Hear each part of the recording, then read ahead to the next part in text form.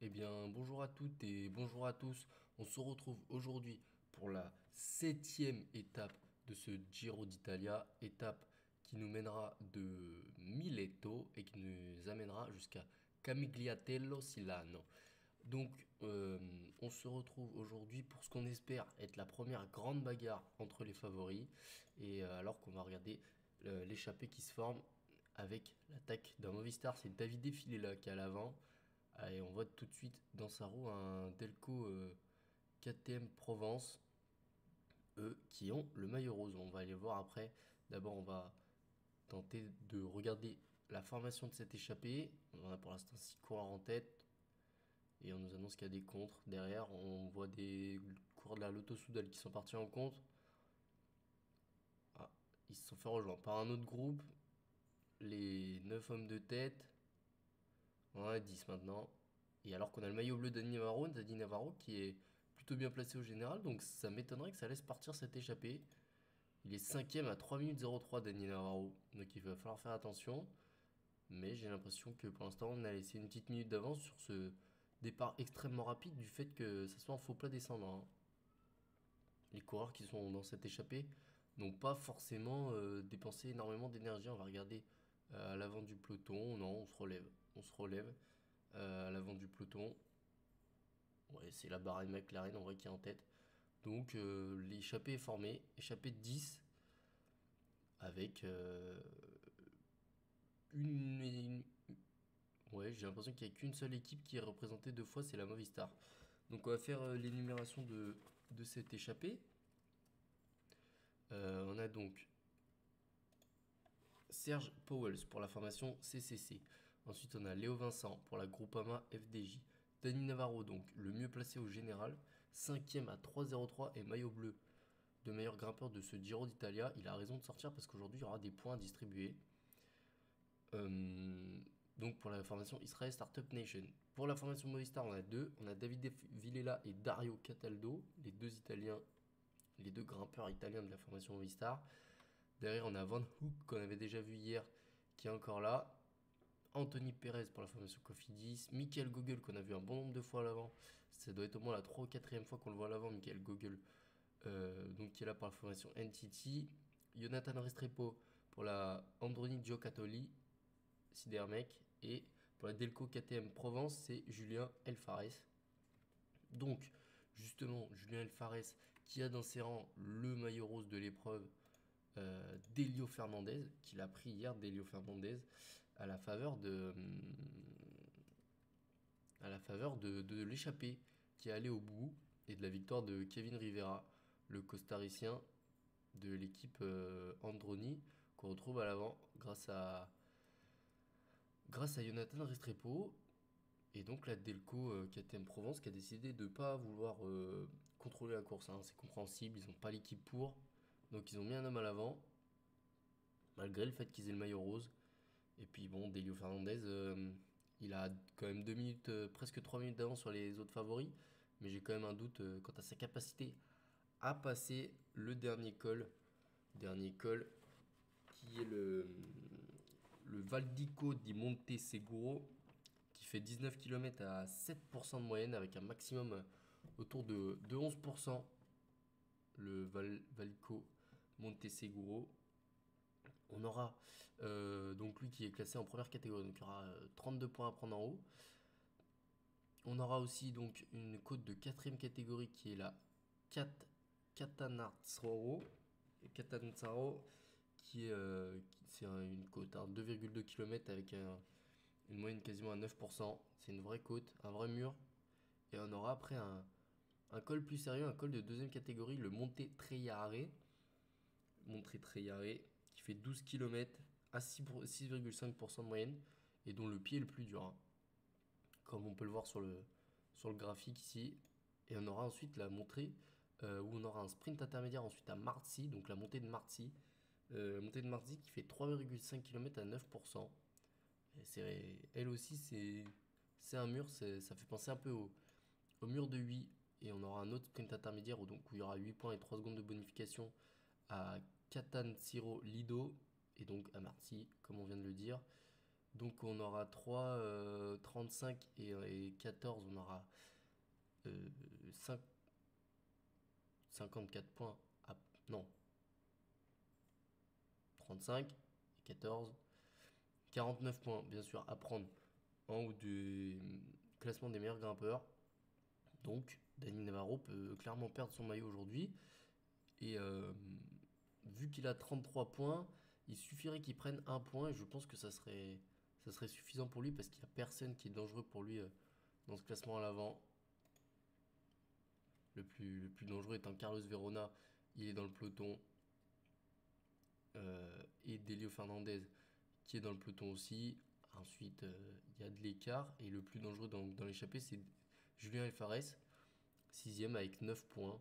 Donc avec les 45 points, il pourrait lui passer devant aujourd'hui, mais je pense que ça sera pas. Je pense que Julien Alfares est moins bon en termes de grimpette que Dani Navarro. Donc Dani Navarro devrait garder, selon toute vraisemblance, son maillot bleu, mais c'est pas dit.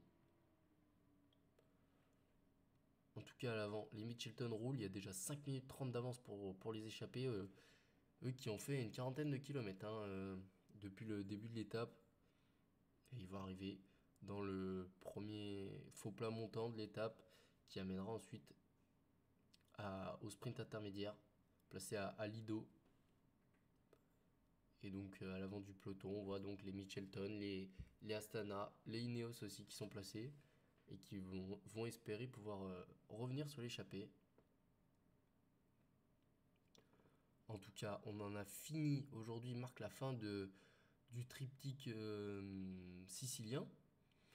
Donc on a fait un triptyque, comme on l'a dit, en euh, Hongrie, un triptyque en Sicile, où on n'a pas appris grand-chose. Voilà, Delio Fernandez est en tête, devant Simon Yates, Carapaz, Mollema. Mais tout se tient en très peu de temps, hein, entre Romain Bardet et Simon Yates, il n'y a même pas 40 secondes. Romain Bardet est en 13e au classement général.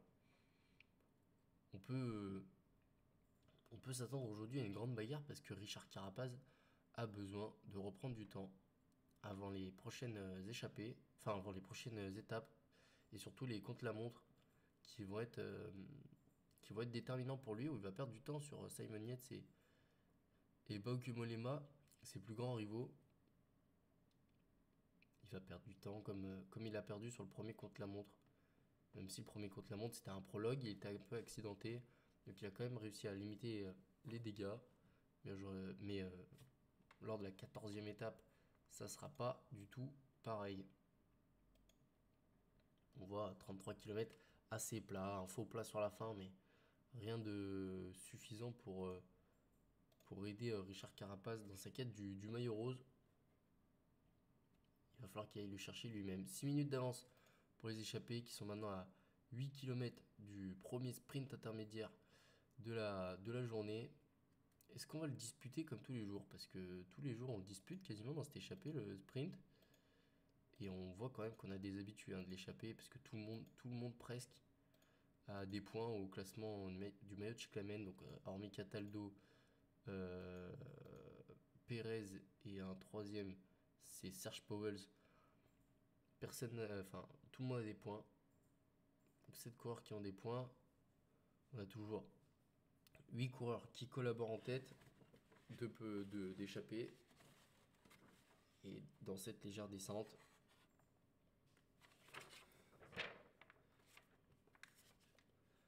ils vont arriver au sprint intermédiaire. 2 km maintenant.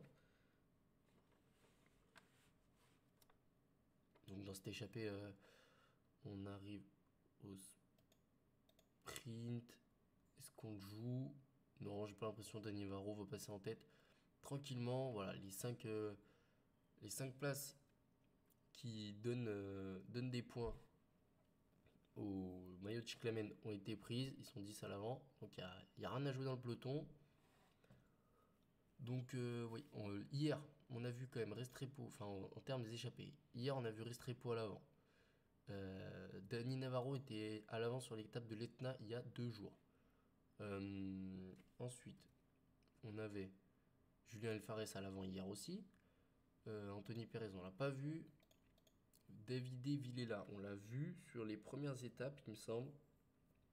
Je suis en train de regarder ça. Sur la troisième étape. Sur la troisième étape, la dernière étape du triptyque hongrois. Van Hoek, on l'a vu hier et on l'avait vu dans une première échappée, les prémices d'une échappée à l'Etna, mais il était finalement repris par le peloton. Léo Vincent, on l'a vu aussi du côté de l'Etna.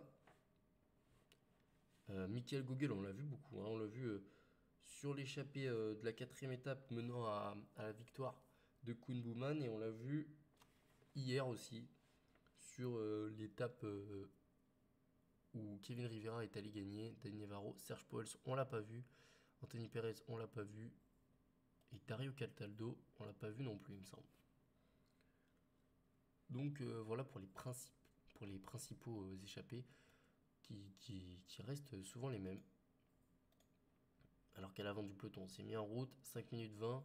C'est Diane Smith qui roule en tête de peloton, le néo-zélandais.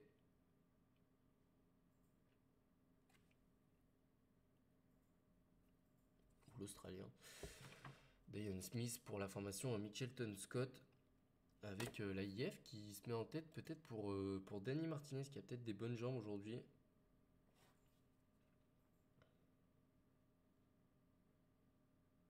C'est plutôt un Australien, Diane Smith. Pourquoi j'ai dit que c'était un Néo-Zélandais? Je sais pas. C'est un Australien, excusez-moi. En tout cas, pour la formation UAE, j'ai des doutes pour le coureur pour lequel on roule. C'est sûrement Formolo. Formolo qu'on avait vu faire une belle première étape sicilienne du côté de Agrigento, où il avait fait troisième, premier des favoris. Mais ensuite, il a perdu du temps du côté de l'Etna, où on se disait bien que ça allait être compliqué pour lui. Et ça s'est confirmé. Aujourd'hui, c'est encore plus dur que l'Etna. Donc, ça m'étonne que. Alors qu'on va aller voir à l'avant pour le sprint du maillot à poids, enfin du maillot bleu plutôt. C'est El Fares qui est en tête pour l'instant. Apparemment, il collabore, Julien El Fares.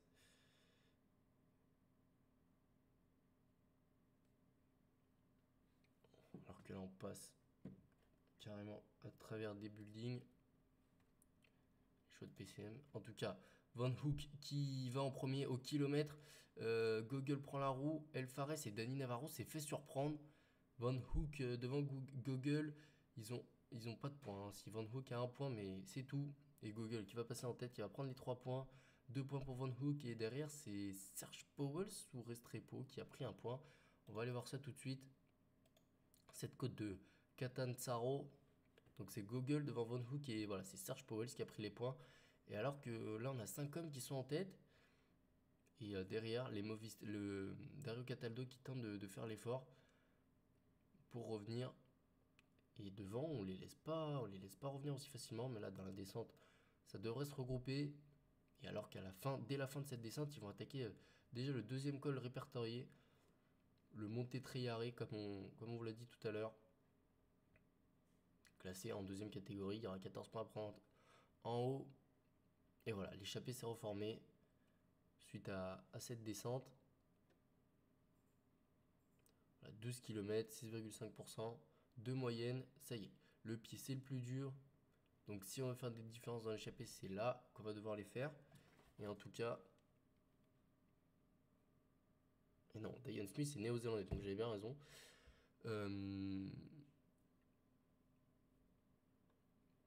En tout cas, El Fares, qui est toujours dans le groupe de tête, calé dans la roue de Dario Cataldo.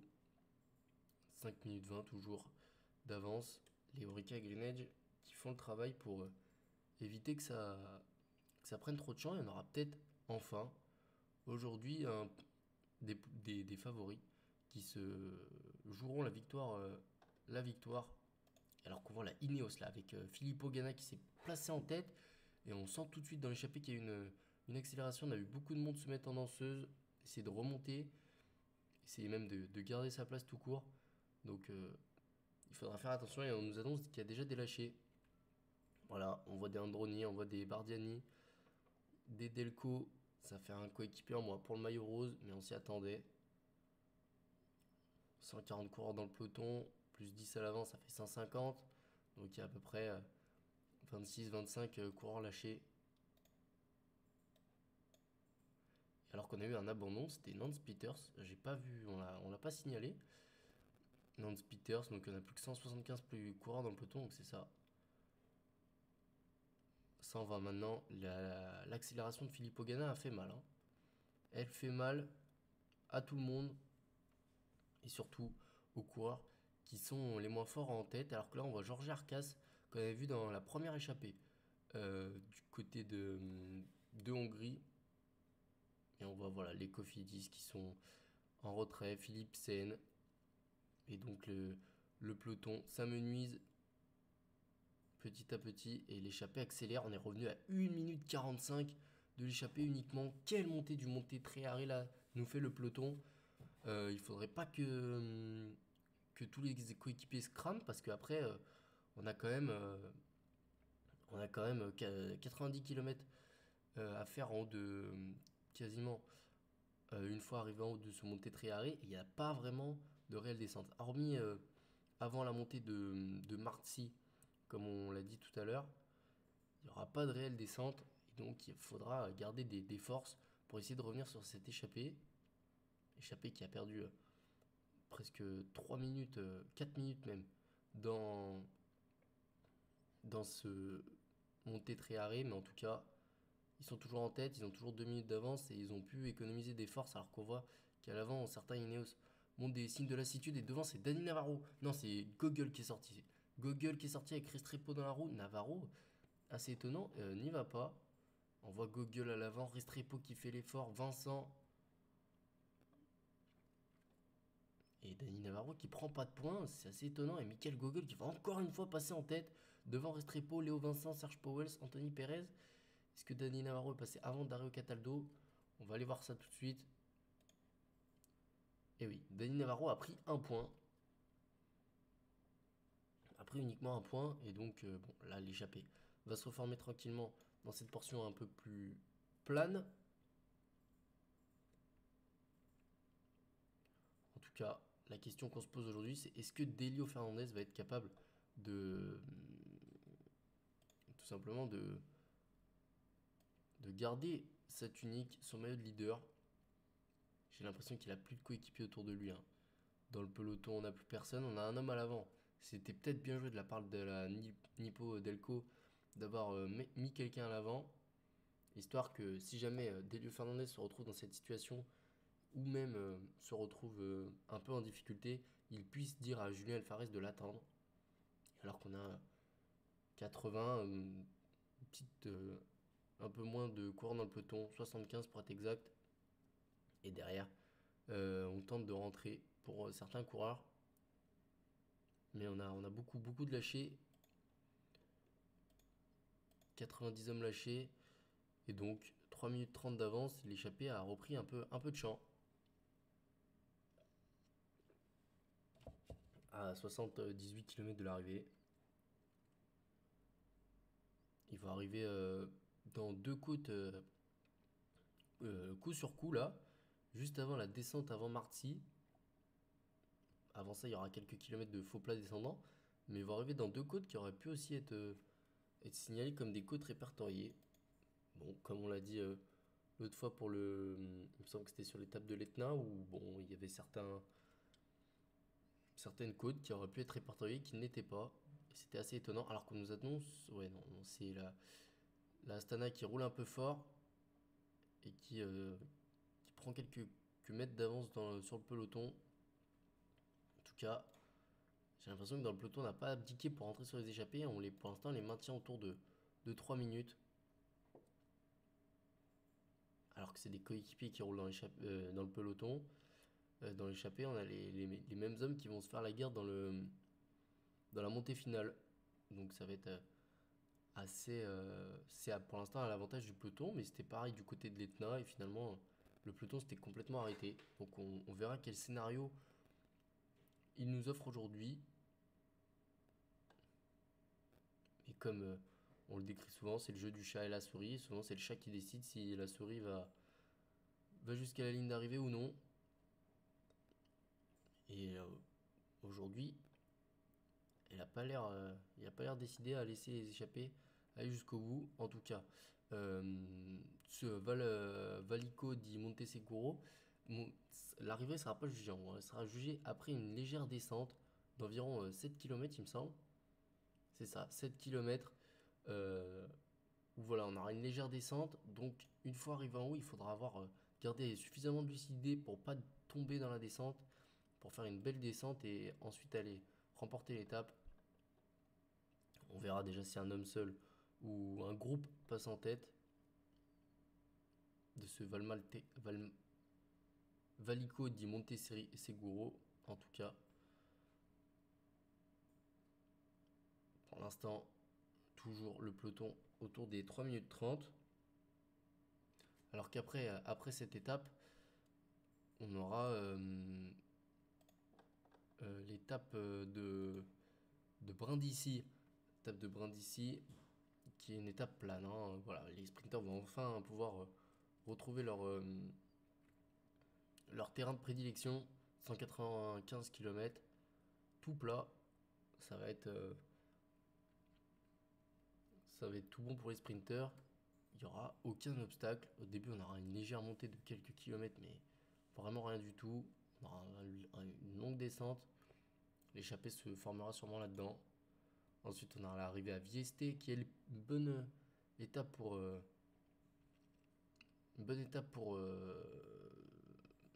tout simplement les échapper. Et donc, ensuite, on verra. Ça sera à partir de la semaine prochaine. Voilà, jusqu'à l'étape de repos, on a encore deux étapes, l'étape de Brindisi, l'étape de Vieste. Et donc, avant l'étape de repos, il faudra prendre du temps pour ceux qui vont en perdre sur le compte-la-montre. Et essayer de gagner aussi, parce que gagner c'est important pour une équipe.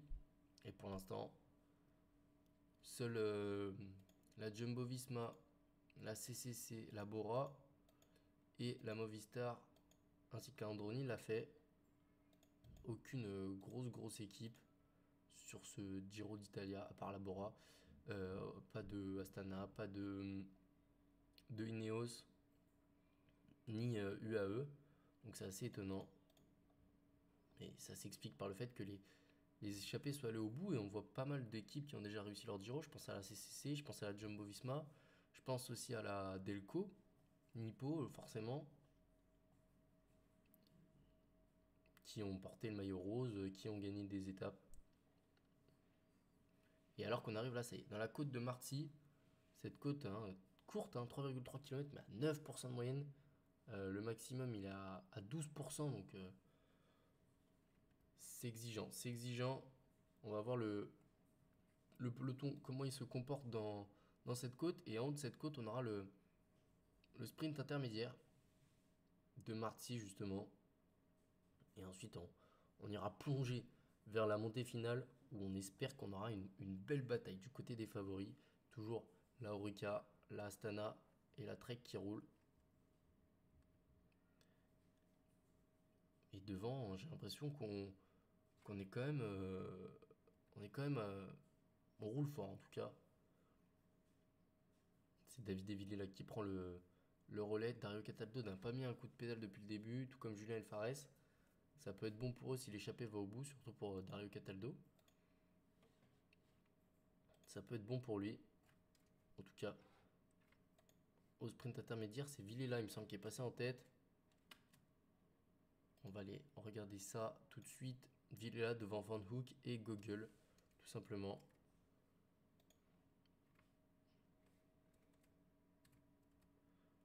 Et du côté du peloton,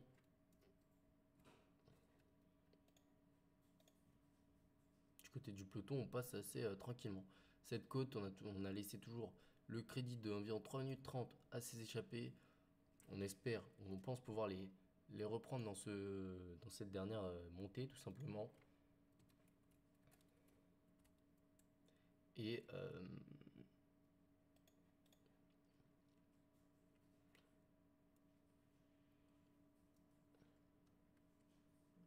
et à l'avant, on continue de bien s'entendre. Anthony Perez qui passe pas non plus, j'ai l'impression.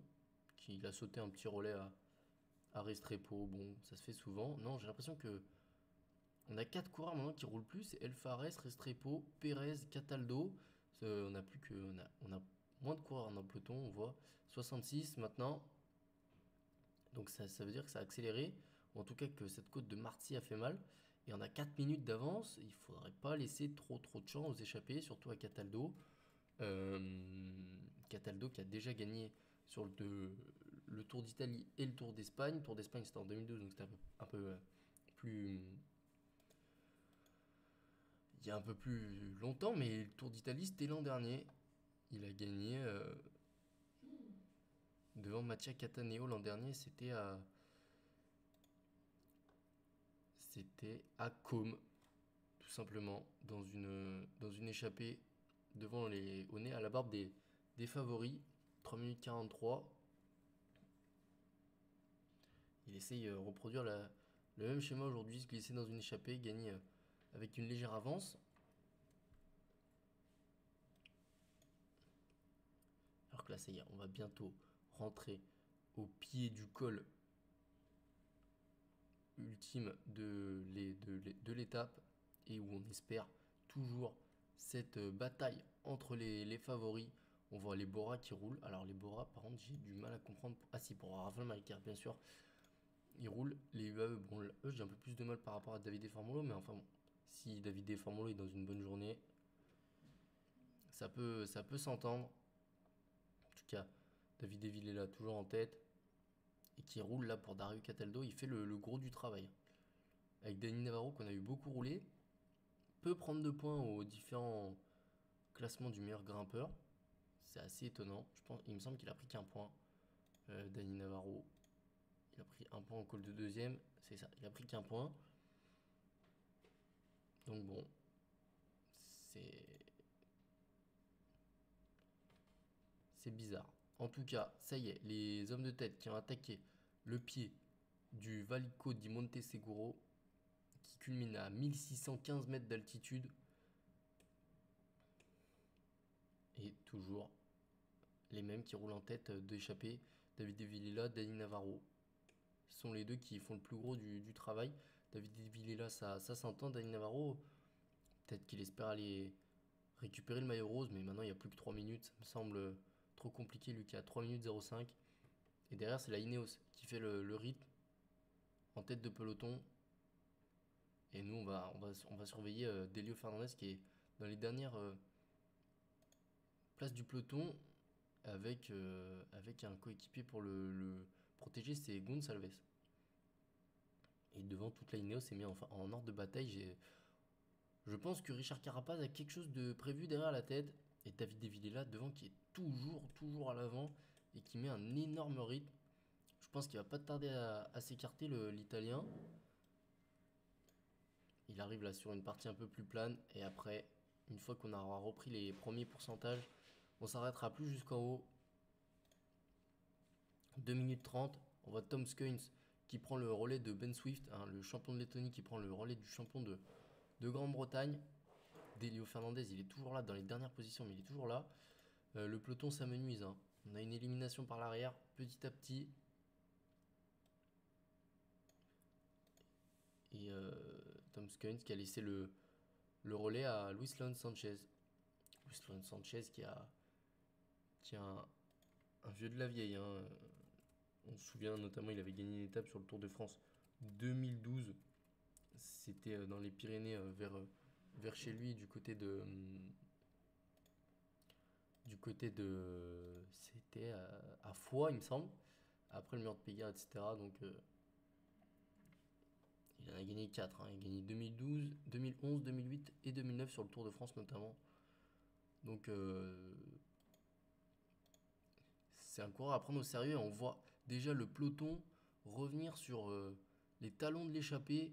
Villela, ça y est, c'est fini. Navarro qui est en tête et qui roule. Cataldo n'a pas encore pris le relais. Il profite du travail de l'Espagnol. Ça y est, l'Italien prend le relais de l'Espagnol. Léo Vincent, pour l'instant, qui est toujours bien calé derrière. Et dans l'échappée, bon, pour l'instant, on a toujours 2 coureurs qui font le travail. Et comme dans le peloton, on a une élimination par l'arrière parce que c'est Jonathan Restrepo, là qui est tout simplement lâché. Donc on n'a plus que 8 coureurs en tête. Alors que derrière, on va regarder l'écart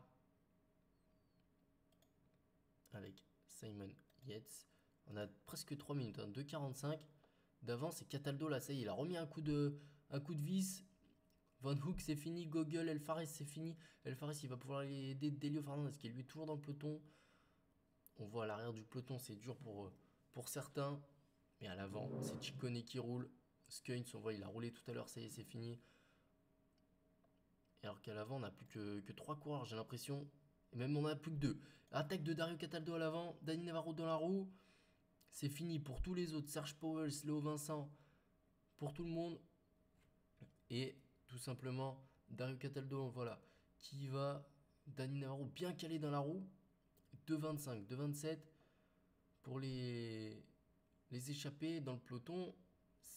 Carl Frederick Hagen qui va, lui qui était tombé 2 fois sur l'étape de l'Etna, il est suivi par Jacob Fuglsang. Carapaz y va, Mollema, Bardet maintenant. Carapaz qui va chercher Carl Frederick Hagen en personne. Non, finalement il s'arrête.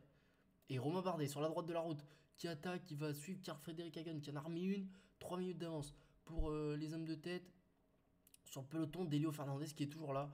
Ils sont plus qu'une dizaine, une quinzaine. Et il est toujours là. Et c'est Simon Yates maintenant qui va sur la droite de la route. Devant, on se regarde un peu, mais on a 2 minutes d'avance. Yates, Carapaz, Mollema dans la roue. Fuglsang n'a pas pu y aller. Evenepoel non plus. Ça y est, les 3 ils sont partis. Et on a enfin notre explication tant attendue. Simon Yates qui est à l'avant. Carapaz qui décide d'en remettre une encore une fois.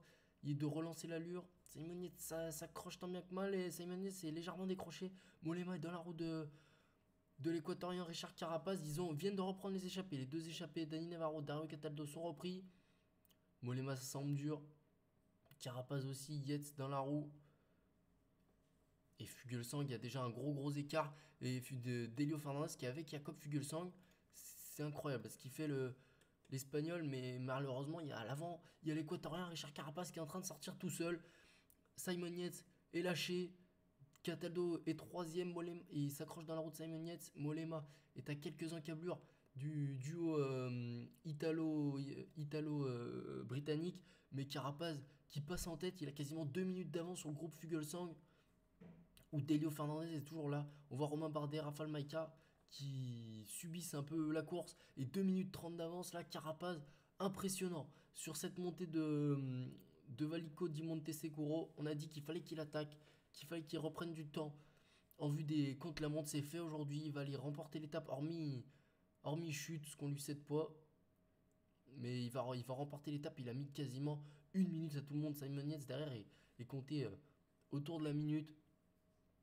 On verra les écarts à l'arrivée. Mais Carapaz qui passe sous la flamme rouge, il va tout simplement. Il était le plus fort hein, dans cette montée. Richard Carapaz, il peut célébrer sa victoire. Victoire de Richard Carapaz à Camille Gliatello Silano. Simon Yates va venir faire 2ème. Cataldo 3ème. Belle étape de l'Italien. Mollema 4ème. Et c'est ça qui nous intéresse. C'est le temps perdu par Delio Fernandez qui arrive sur la ligne avec Romain Bardet, Fausto Masnada, 2 minutes 36. Donc, il conserve son maillot rose pour une poignée de secondes. Mais on l'a dit, les prochaines étapes seront plus simples. Et tout simplement, il pourra au moins, je pense, tenir jusqu'à il pourra tenir longtemps, je pense, parce que jusqu'au contre-la-montre à peu près.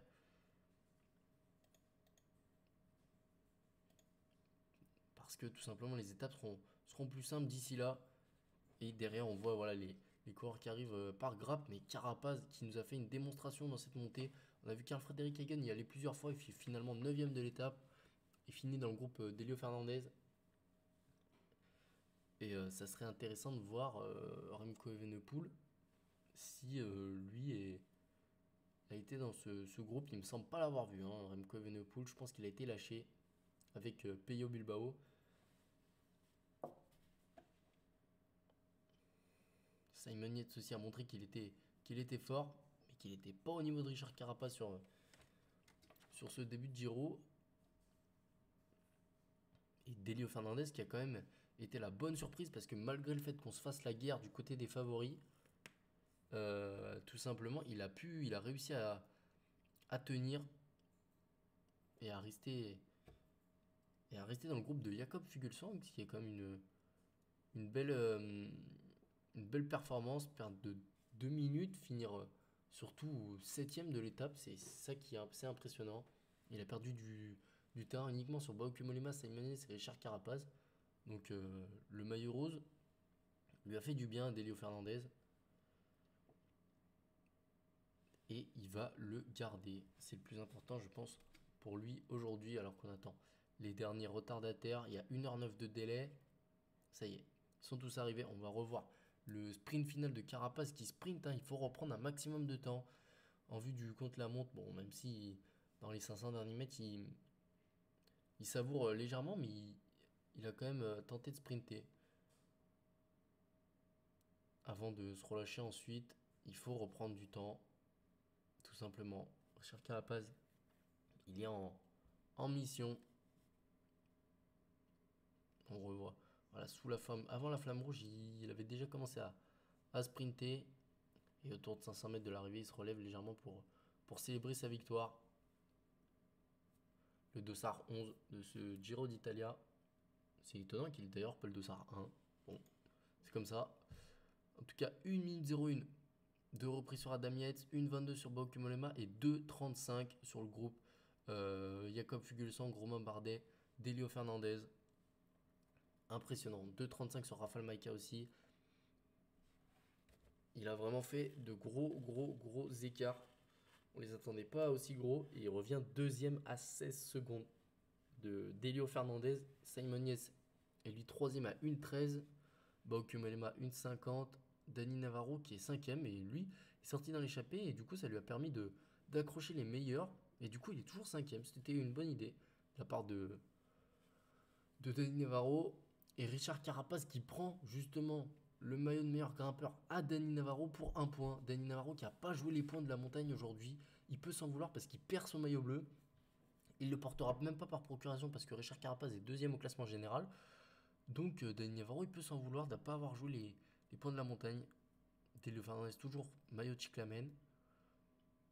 Pascal Ackermann le portera donc par procuration. Mais on voit, vous voyez, Simon Yates qui est déjà troisième, 42 points. Il revient à 15 points de Ackermann qui devrait reprendre de l'avance dès demain. Mais il faut faire attention et je pense qu'un favori s'imposera. En tout cas, un homme bien classé au classement général s'imposera à ce classement Cyclamen. Remco Evenepoel, meilleur jeune, il a créé l'écart sur Dani Martinez. Léo Vincent aussi qui a fait une belle étape aujourd'hui, qui était dans l'échappée, est troisième. Donc c'est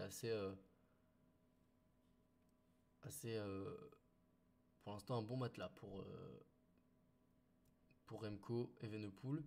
Et la Ineos qui est la meilleure équipe et la deuxième meilleure équipe c'est la Nilpo Delco. Alors si on m'avait dit ça en début de Giro, j'y aurais pas cru. Eux qui ont le maillot rose sur les épaules. En tout cas, on va passer maintenant au classement plus détaillé. Et on voit Remco Evenepoel, ouais, 3,19, mais il se place entre le groupe de Romain Bardet et le groupe de Peyo Bilbao. Donc il était pas loin d'accrocher les meilleurs, mais finalement il n'a pas réussi. Et Dani Navarro, lui, a réussi à les accrocher. Derrière, bon, on n'a pas eu d'abandon, pas d'hors délai aujourd'hui. C'est Jakub Mareczko qui a fini dernier de cette étape. Et donc, les classements généraux, on vient de les voir. Au classement du sprint aujourd'hui, bon, c'est Carapaz. Surtout au classement de la montagne, c'est Carapaz qui a pris 32 points en étant passé en tête du dernier col devant Simon Yates. Et Dani Navarro, on voit 8 points seulement. C'est peu, c'est trop peu pour espérer garder ce maillot bleu. En tout cas, et non, on va regarder les classements du meilleur jeune.